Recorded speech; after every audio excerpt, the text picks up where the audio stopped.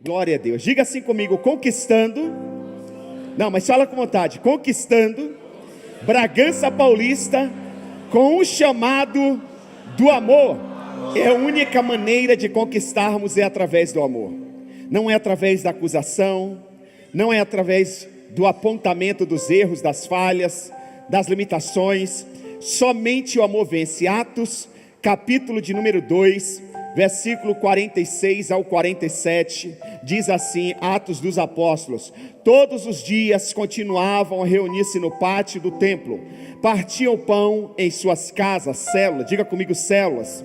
Partiam o pão em suas casas, nas células, e juntos participavam das refeições com alegria e sinceridade de coração, louvando a Deus e tendo a simpatia de todo o povo. E o Senhor lhes acrescentava todos os dias o que iam sendo salvos. O Senhor lhes acrescentava todos os dias os que iam sendo. Vamos colocar aqui: e o Senhor ia acrescentando todos os dias nossos amigos, porque eles iam sendo salvos. Vamos lá? E o Senhor ia acrescentando todos os dias os nossos amigos, porque eles iam sendo salvos. Quem crê que Deus está salvando os seus amigos, diga glória a Deus. Aleluia. Preste atenção, nós somos uma igreja que tem uma certa expressão na cidade. Nós somos uma igreja que tem uma certa relevância na cidade. E como discípulos do Senhor Jesus Cristo, discípulos saudáveis, discípulos relevantes, primeira coisa que nós temos que pensar como discípulos, como igreja, é que nós devemos influenciar com amor todos ao nosso redor. Diga para o irmão que está ao seu lado: influencie com amor todos ao seu redor. As pessoas precisam sentir o amor de Deus quando você chega perto. As pessoas têm que sentir a presença de Deus quando você chega perto. Hoje eu fui a São Paulo com um discípulo amado, e eu fui a uma loja que já fazia 1 ano e pouco que eu não ia. Uma loja de equipamentos para a igreja, e uma loja grande. E eu entrei na loja, logo eu perguntei pela pessoa que eu queria, eu tenho um contato lá dentro, mas eu não vi ele, mas ele me viu de longe. Quando ele me viu, ele já gritou: Pastor Isaac, meu amigo, tudo bem? Que prazer revê-lo, vamos ali tomar um café. Ou seja, as pessoas têm que se alegrarem ao verem você. Nós precisamos exalar esse amor.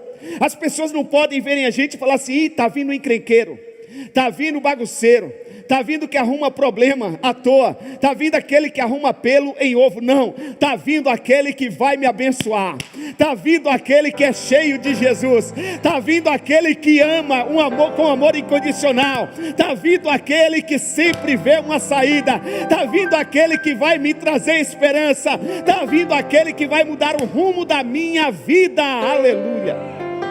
Olha o que Jesus nos orientou em Marcos capítulo 12, versículo 30 ao 31, Jesus disse assim: ame o Senhor, o seu Deus, de todo o seu coração, e de toda a sua, e de todo o seu entendi, e de todas as suas. O segundo é este: ame o seu próximo como a si. Ame ao seu próximo como a si. Ame os seus amigos como a si. Ame a sua família como a si. Ame o seu próximo como a si. Não existe mandamento maior do que estes. Aleluia. Não existe. Jesus fez questão de narrar isso. Não existe mandamentos maior do que esse. Porque tem gente que faz, mas não ama. Tem gente que está, mas não ama. Tem gente que fala, mas não ama. Amor não é para se falar, amor é para se transmitir, amor é para se sentir. Quem está me entendendo diz amém. Quando Deus nos criou, Ele fez levando em conta a integridade das relações que iríamos desenvolver. Isso é real no natural e no espiritual. E como igreja que somos, o que fazemos influencia tudo ao nosso redor. A Bíblia conta que quando o homem pecou, toda a criação gemeu. Presta atenção. Quando Adão pecou, toda a criação gemeu. A natureza deixou de ser como era. Os animais deixaram de ser como era. A terra deixou de ser como era. A saúde do homem o homem deixou de ser saudável, porque o homem pecou. Porque tudo que você tiver contato, preste atenção, será influenciado por aquilo que está em você. Tudo que você tiver contato será influenciado por aquele que está em você. Olha o que o pastor David Tiburcio escreveu. Ele disse o seguinte: o que é feito na cidade influencia a igreja. O que é feito na igreja influencia a cidade. Vamos ler juntos no 3? 1, 2, 3.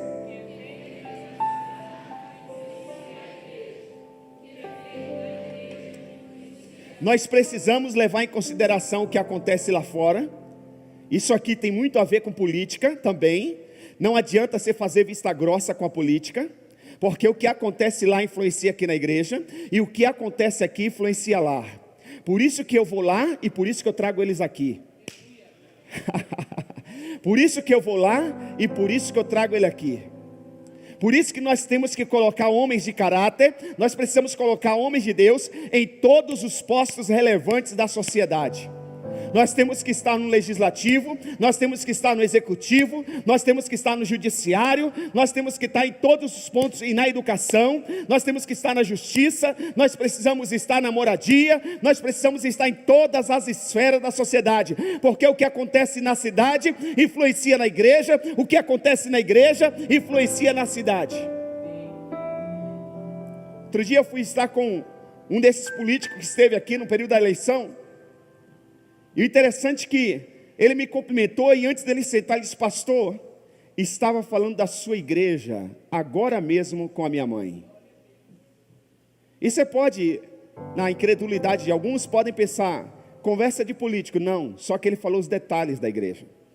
Ele disse: eu estava falando para a minha mãe que na sua igreja tem a creche das crianças. Ele não soube falar direito.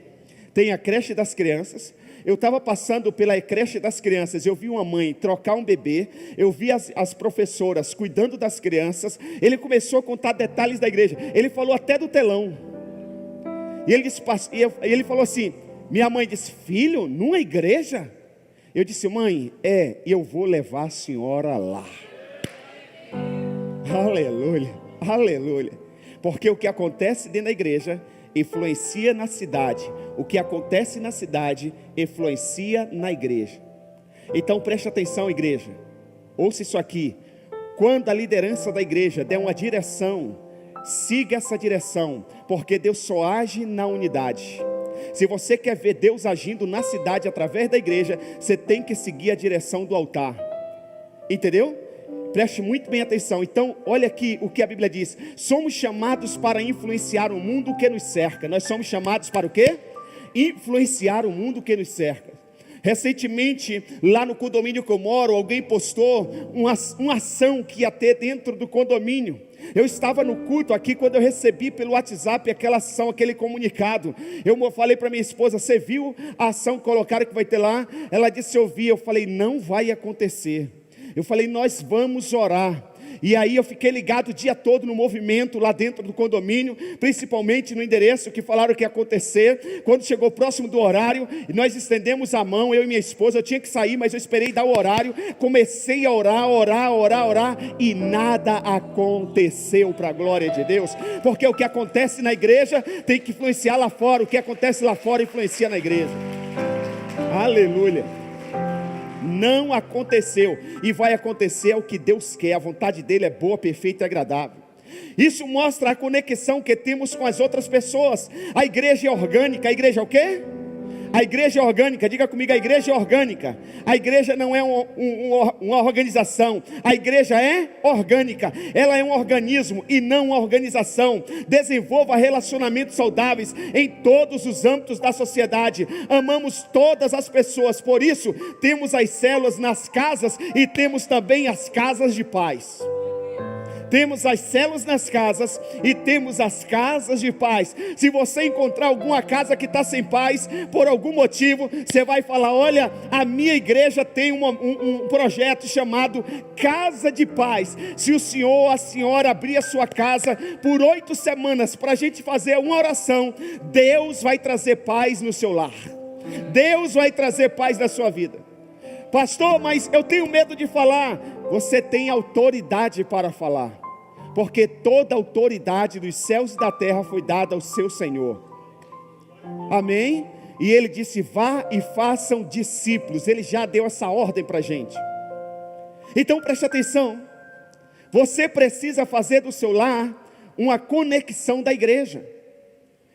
A sua casa não pode estar desconectada da igreja. A sua casa, diga: a minha casa é uma conexão da minha igreja.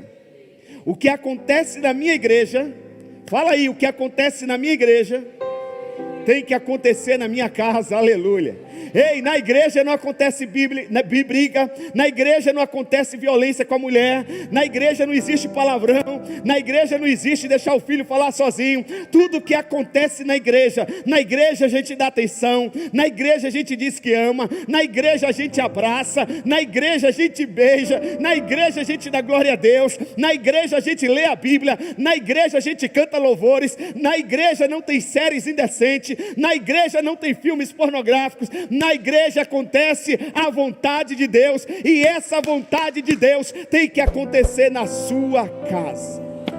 Aleluia, aleluia. Diga: a minha casa é uma conexão da minha igreja. Aleluia, aleluia. Então preste atenção. O evangelho flui com mais facilidade quando criamos relacionamentos significativos, autênticos e saudáveis. Se esses relacionamentos ficarem estagnados, gera uma instituição e não um organismo vivo, que se relaciona com Deus, com seus irmãos e com o mundo descrente. Diga: eu sou um organismo vivo. Diga: eu me relaciono com Deus, com os meus irmãos e com os não crentes. Essa coisa do crente se relacionar só com crente não é de Deus. Você vai ver lá na Bíblia Sagrada, no ministério de Jesus, ele se relacionando com todas as pessoas. Inclusive, tinha discípulos de Jesus que não iam na igreja, não iam na sinagoga, não caminhavam com ele. Se você ler a Bíblia Sagrada, você vai ver que José de Arimateia, Jesus classifica ele como discípulo. E o discípulo de Jesus, José de Arimateia, e José de Arimateia não fazia parte dos 12. Ele era o senador de Israel daquela época, Jerusalém daquela época. Ele era um político. E foi ele que pegou o corpo de Jesus para o sepultamento. Jesus tinha conexão com todas as pessoas. Jesus foi na casa de Zaqueu. Só depois que Jesus foi na casa de Zaqueu, que Zaqueu se arrependeu, Jesus disse: hoje chegou salvação nessa. Mas quando Jesus entrou na casa de Zaqueu, Zaqueu não era crente, Zaqueu não era salvo, Zaqueu era corrupto, Zaqueu era envolvido na política corrupta, na politicagem corrupta da época. Mas Jesus entrou na casa de Zaqueu. É tanto que as pessoas que ficaram lá fora, elas ficaram murmurando: como que pode ele, dizendo que é Deus, que é filho de Deus, entrar na casa de um publicano? Então preste atenção, igreja tem que ter relacionamento com Deus. Relacionamento com quem? Com seus irmãos, célula. A célula nos leva ao relacionamento. O irmão testemunhou aqui, ficou sabendo da prima, falou com a célula orou e o milagre aconteceu. Relacionamento com os irmãos e relacionamento com o mundo descrente. Isso é um organismo vivo. A vida da igreja não pode ser separada do mundo à sua volta. Ou seja, nós precisamos trazer o equilíbrio, fazer a diferença onde estamos, não perder as oportunidades. Isso só é possível através dos nossos relacionamentos. Através dos nossos relacionamentos. Está ali o Ricardo, o Carlos. Eu sempre confundo o Ricardo com o Carlos, Carlos com o Ricardo. Está ali o Carlos. Por que o Carlos está aqui? Porque o irmão da igreja me convidou para ir a uma empresa, e naquela empresa eu conheci o Carlos. No domingo seguinte, o Carlos veio na oração dos homens. O Carlos agora depois já está na Universidade da Vida. O Carlos agora já está numa célula. A esposa do Carlos já veio na mesa. E já já toda a família vai estar aqui em nome de Jesus, para a glória de Deus.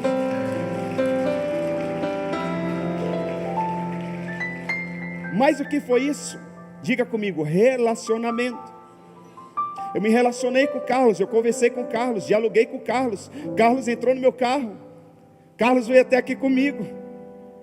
Então preste atenção, relacionamentos. Nós precisamos de relacionamentos. Pastor Bill Hybels, ele diz o seguinte: a igreja é a esperança do mundo. A igreja é o quê? A igreja é o quê? Se a igreja é a esperança do mundo, onde você chegar, chega quem? A esperança. Quem é a igreja aí? Quem é a igreja? Só quem é a igreja dá glória a Deus. Se você é a igreja, onde você chegar, chega a esperança do mundo. Aleluia. Você é a resposta do clamor de muitas mães.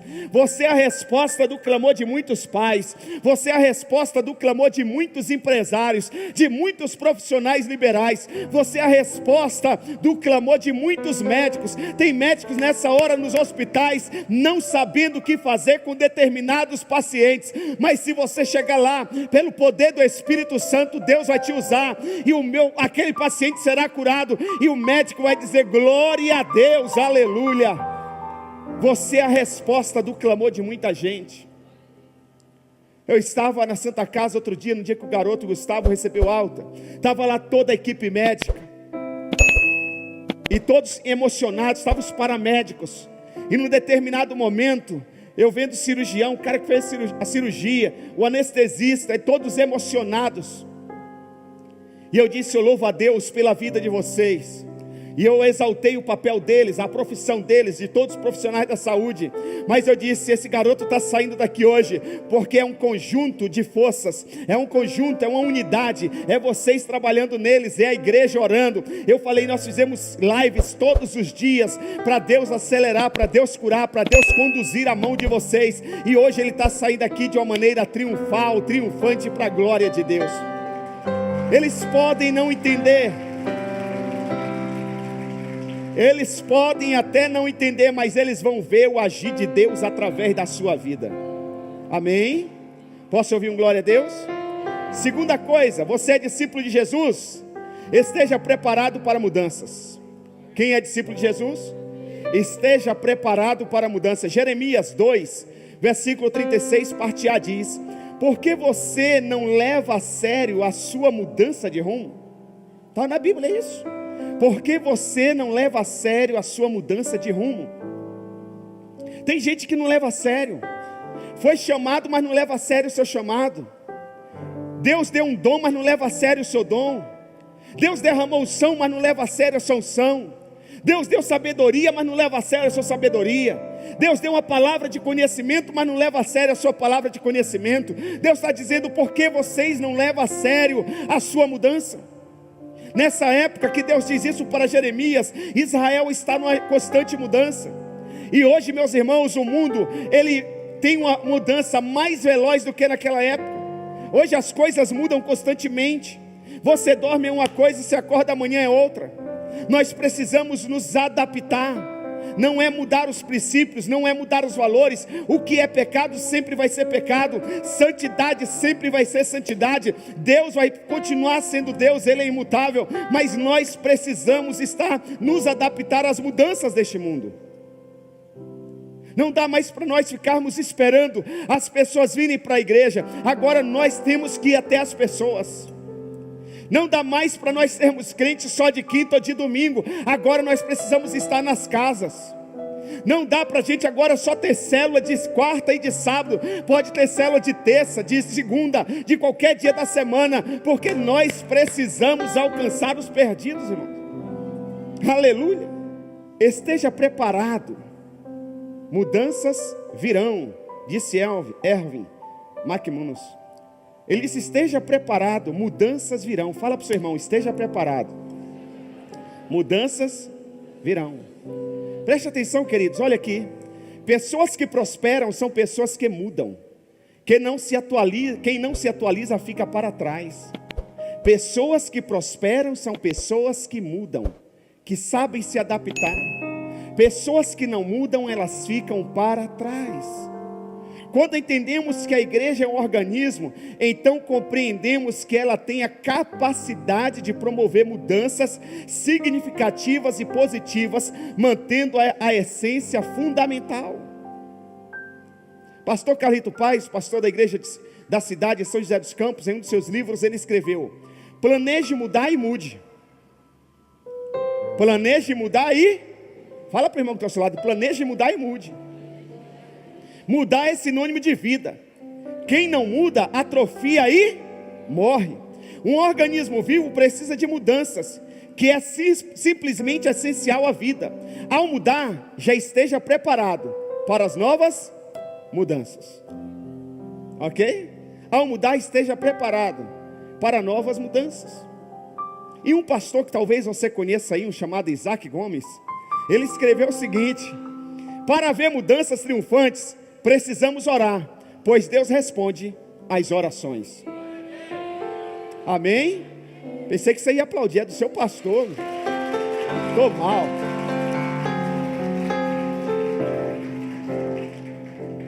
Para isso precisamos entender o ambiente que está a igreja. A igreja foi chamada para servir. Os desafios da rua da sua célula, da rua da sua casa, do seu bairro e dessa cidade, somos nós que iremos suprir.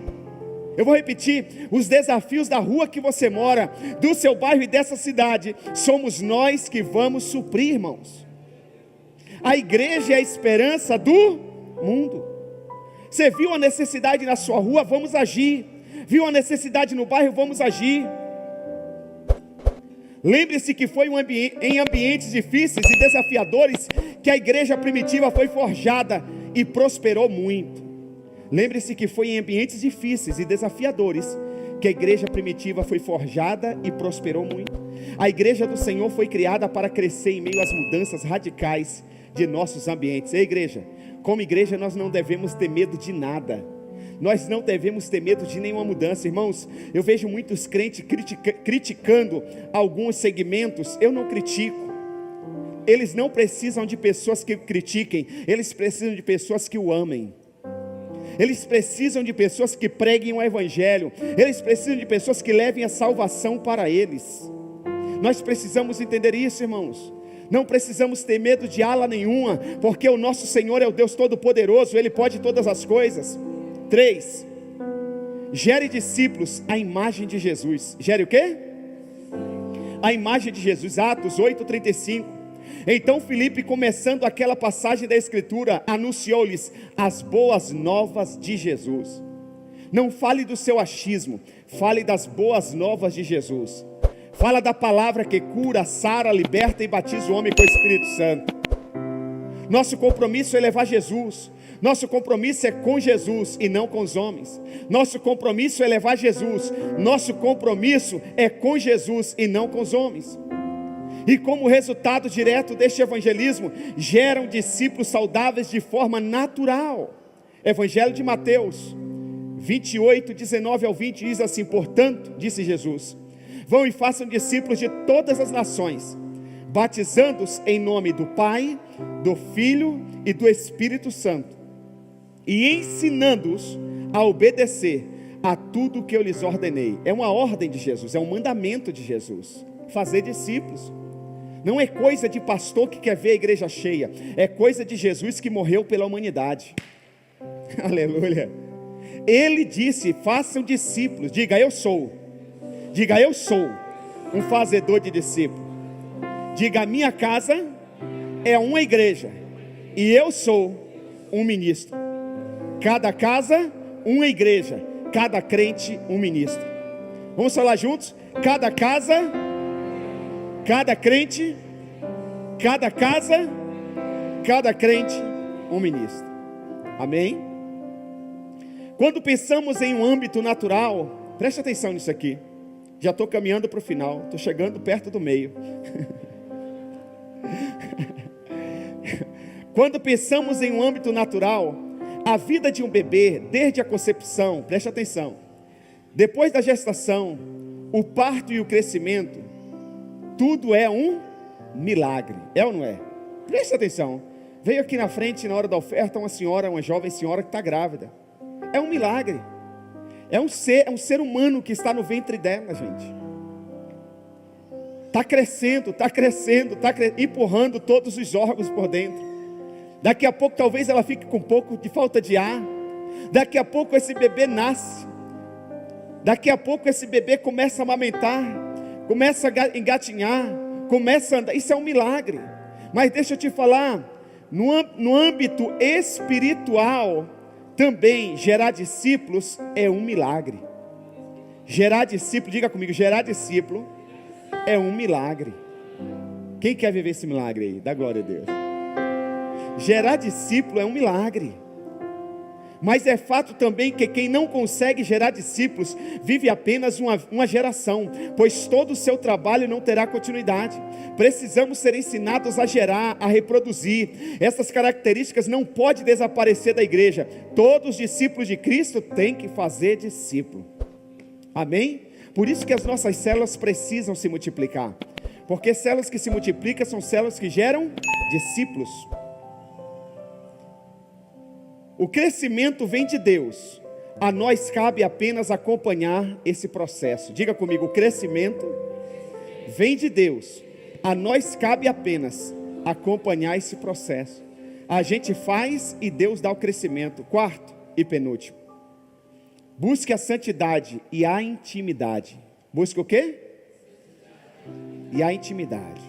Hebreus 12:14. Sem santidade ninguém verá o Senhor. Isso aqui é muito sério. Sem santidade ninguém verá o Senhor. Tiago 4, versículo 8, parte A diz: aproxime-se de Deus e Ele se aproximará de vocês. Você quer ser cheio de Deus? Se aproxime de Deus. Invista tempo para orar com Deus. Preste atenção. Quem vive em santidade, ouça isso aqui. Quem vive em santidade aí? Dá glória a Deus aí. Viver em santidade não é ser perfeito, não. Viver em santidade é ser perdoado. Isso é importante nós entendermos.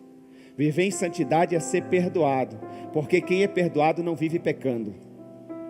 Viver em santidade é ser perdoado, porque quem é perdoado não vive pecando.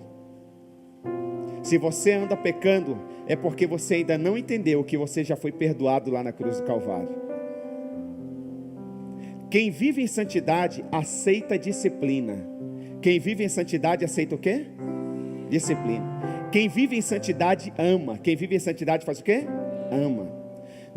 Quem vive em santidade não aceita murmurar. Quem vive em santidade não aceita. Quem vive em santidade não fofoca. Quem vive em santidade não mente. Quem vive em santidade não desobedece. Quem vive em santidade não se rebela. Quem vive em santidade não se rebela. Quem vive em intimidade tem uma vida devocional a sós com Deus. Quem vive em intimidade tem uma vida devocional com Deus. Amar, ler a Bíblia e a vida de oração, ouvir e falar com Deus. Quem vive em santidade e intimidade pratica essas coisas. Quem vive em santidade, tem intimidade, tem paternidade espiritual. Não fique fazendo o que der na telha. Não diga que você já sabe o que faz. Quem tem paternidade, quem vive em intimidade, tem paternidade espiritual. Nesta igreja, eu quero declarar aqui, você tem paternidade espiritual. Nessa igreja você tem paternidade espiritual. Agora é só você escolher ser filho. Porque o filho pródigo, ele tinha pai. Ele só decidiu não ser mais filho. O filho pródigo tinha pai. Ele só decidiu não ser mais filho. No dia que ele se arrependeu e decidiu ser filho, ele voltou a ter o pai. Ele voltou a ter cama, ter comida, ter discipulado, ter tudo. Pastor Fabiano, em um dos seus livros, Pastor Fabiano Ribeiro, ele diz: teologia sem paternidade gera religiosidade. Teologia sem paternidade gera religiosidade. Quinto e último, entenda que a vida é uma jornada. Entenda que a vida é o quê? Uma jornada. Salmos 78, versículo 4. Não os esconderemos dos nossos filhos. Contaremos à próxima geração os louváveis feitos do Senhor, o seu poder e as suas maravilhas que fez. Ou seja, nós precisamos entender que a vida é uma jornada. O Evangelho não pode parar em nós. Eu estava com um pai a semana retrasada. Ele é de uma outra denominação. E ele disse assim, muito triste, ele disse, pastor, eu perdi o meu filho. Eu não sei onde eu errei. Eu não sei se eu me dediquei mais ao trabalho. Fiquei pouco tempo com ele. Mas eu sei que ele não seguiu a minha fé. Ele agora está do outro lado. E eu pude ministrar sobre aquele pai. Mas hoje você está aprendendo que a vida é uma jornada. Você precisa contar aos seus filhos as maravilhas, os feitos do Senhor. No dia que você for a Israel comigo, tanto no túmulo de Davi, quanto no Muro das Lamentações, você vai ver os pais, os avós, os bisavós, com a Bíblia, ensinando a Bíblia, mostrando quem é o Deus deles para a próxima geração. Nós não podemos cometer o mesmo erro que Josué cometeu. A Bíblia diz que depois de Josué, a próxima geração não sabiam quem era Deus. Não sabiam quem era Deus. A vida sem propósito é uma tragédia maior do que a própria morte. Diga comigo, a vida sem propósito é uma tragédia maior do que a morte. Tenha um propósito de vida. Pregar o Evangelho, expandir o reino de Deus. E eu quero terminar dizendo, como igreja que somos, prepare-se para as lutas. Prepare-se para as lutas, pressões, adversidades. Se assim viveremos, se formos igreja, nós sofreremos essas lutas. Mas eu quero declarar aqui e dizer que o melhor de Deus ainda está por vir. O melhor vinho Ele deixou para o final da festa. Tem gente querendo desistir no meio do caminho. Não desista, porque o melhor vinho vem no final da festa. Eu já vi tanta gente que começou comigo, ralou pra caramba, trabalhou pra caramba, varou noites aqui comigo, cara que parecia um zumbi assim de manhã, trabalhando comigo, depois ainda ia para o trabalho, parou no meio do caminho, desistiu. O melhor de Deus que ainda está para vir sobre esse ministério e essa igreja, eles não vão viver. Não parem no meio do caminho. 1 de Coríntios capítulo 2 versículo 9.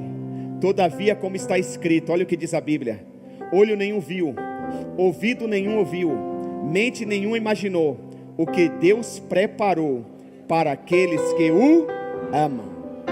Tem coisa boa vindo aí. Fala para o seu irmão, tem coisa boa vindo aí. Joel capítulo 2 versículo 19 diz assim: o Senhor respondeu ao seu povo: estou lhe enviando trigo. Diga trigo.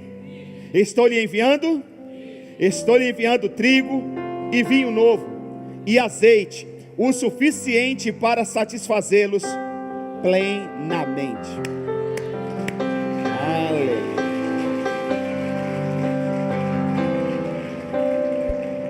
Eu quero terminar explicando para você o que significa o trigo, o vinho e o azeite. Na Bíblia, o trigo tem a ver com provisão, pão, comida, alimento. O vinho novo tem a ver com alegria. O azeite tem a ver com cura e unção. E essa é a minha oração hoje: que na sua vida, na sua casa, na sua célula, não falte a provisão de Deus, não falte a alegria, não falte cura e nem unção, em nome de Jesus. Se coloque de pé, por gentileza.